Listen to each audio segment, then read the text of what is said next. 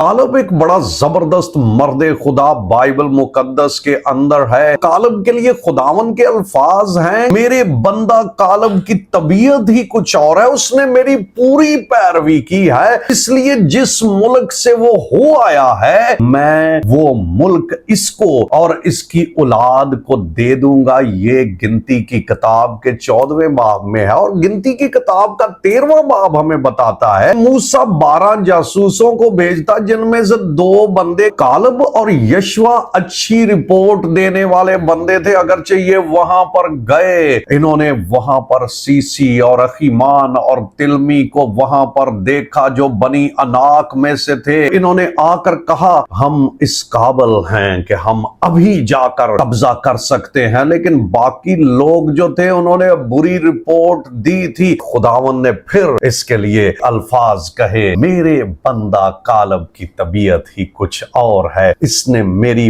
पूरी पैरवी की है। इसने उन अल्फाज को याद रखा जो खुदा आपके साथ कलाम करता है, इसको याद रखिएगा। कालब मर्दे खुदा ने उन अल्फाज को पूरी जिंदगी नहीं भूला। एक वक्त आया यशवा को लीडर बना दिया, मूसा वफात पा गया था। ये 2 ही तो बंदे बचे थे, 6 लाख बनी इसराइल थे, उनमें से 2 बंदे इस काबिल हुए, बाकी सब मर गए और अगली नस्ल थी। एक को लीडर बना दिया गया और कालब आज भी उसी कुव्वत में था। यशवा की किताब का 14वां बाब ये कहता है, कालब ने जाकर यशवा को कहा कि तुझे याद है जब मूसा ने मेरे साथ ये खुदावन का कलाम किया था, मेरे साथ खुदा का वादा था। कालब एक ऐसा शख्स है जो बहुत जबरदस्त ईमानदार है, सिर्फ अपनी दलेरी पर भरोसा नहीं कर रहा, बल्कि जब 12 जासूस भेजे तो यहूदा के कबीले में से यफना का बेटा कालब भेजा गया और कालब के जो अल्फाज हर जगह पे हैं, गिनती की किताब के 13वें बाब में भी, यशवा की किताब में भी इसके अल्फाज बार बार यही हैं, अगर खुदावंद हमारे साथ हुआ फिर हम फाते हो जाएंगे। वो इस बात पर भरोसा रखता है, मेरी ताकत नहीं बल्कि खुदा की ताकत मेरे साथ है। जिस मुल्क से तू होकर आ गया है वो मुल्क मैं तुझे और तेरी औलाद को दे दूंगा। यहां पर भी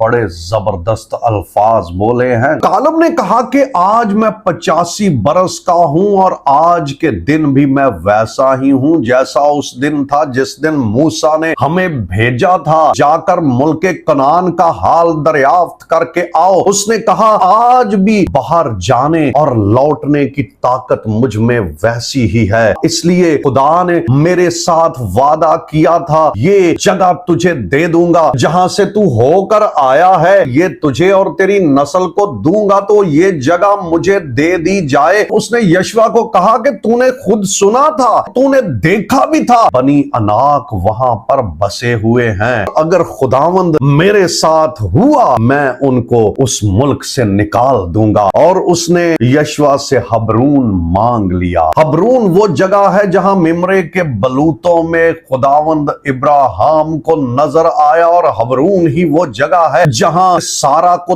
दफन किया।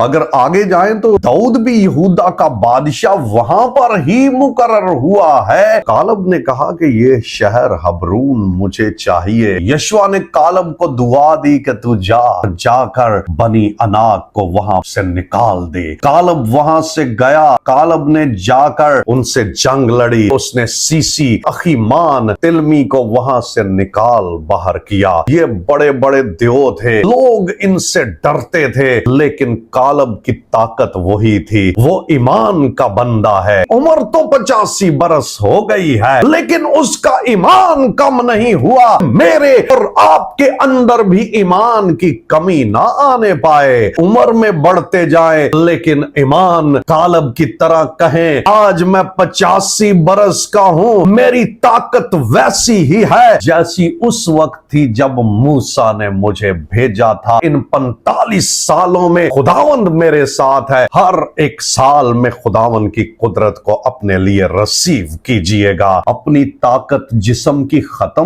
होती जाती है लेकिन ईमान की ताकत कभी खत्म नहीं होती। सो ये पहाड़ी जिसका जिक्र खुदावंद ने उस रोज या था मुझको दे दे, क्योंकि तूने उस दिन सुन लिया था कि अनाक हकीम उनमें बसे हुए हैं और वहां के शहर भी बड़े और फसीलदार हैं। ये मुमकिन है कि खुदावंद मेरे साथ हो और मैं उनको खुदावंद के कौल के मुताबिक वहां से निकाल दूं। जो लोग अपने से ज्यादा खुदावंद के कौल पर भरोसा रखते हैं उन्हीं को खुदा सरबुलंदी देता है। कालब के लिए ना सिर्फ यशवा की किताब में, ना सिर्फ गिनती की किताब में, बल्कि इस्तिस्ना के पहले बाब में भी इसके लिए ये वर्ड इस्तेमाल किए कि उसने मेरी पूरी पैरवी की है। ये मुझे और आपको एग्जाम्पल दे गया है। कोई शख्स ईमानदार है, उसका ईमान कभी खत्म नहीं होता। बहुत सारे लोग अपने माजी के वाकयात का जिक्र करते हैं, उस वक्त हम बहुत ताकतवर थे, हमने ये कर दिया, हम दुआ करते थे, हमने ये कर दिया। यफना का बेटा कालब, इसकी सुनिए, ये कह रहा है जो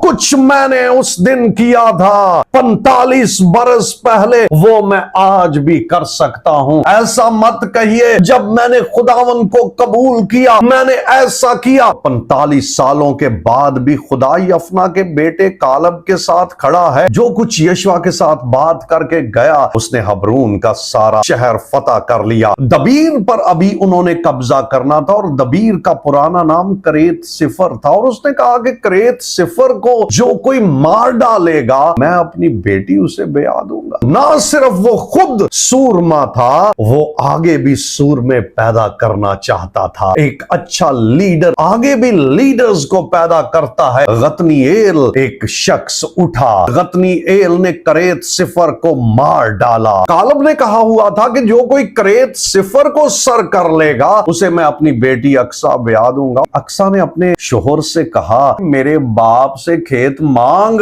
ये खुद गधे पर से उतर पड़ी, अपने बाप के पास चली गई और उसने कहा तूने जनूब के मुल्क में मुझे जमीन दी हुई है, अब मुझे चश्मे भी चाहिए। कालब ने ना नहीं की और कालब ने कहा तुझे ऊपर के चश्मे भी दे दूंगा और तुझे नीचे के चश्मे भी दे दूंगा। मांगने से मिल जाता है। अगर हम खुदा से मांगेंगे, ये अपने बाप से मांग रही है, कालब अपने दोस्त से मांग रहा है, वो उसे खुदा का हुक्म याद दिला रहा है। आज हम भी खुदावन के सामने जब उसके कलाम के मुताबिक कुछ मांगते हैं तब हमें मिलता जाता है। दुआ करने वाले फाते हो जाते हैं। कालब मांगने वाला भी बड़ा जबरदस्त है। कालब जंग में लड़ने वाला भी बड़ा जबरदस्त है, ईमान में भी बड़ा जोरावर है। आप किस तरह से खुदावन के साथ चल रहे हैं? कालब की जिंदगी बहुत कुछ सिखा रही है। खुदावन आपको बरकत दे।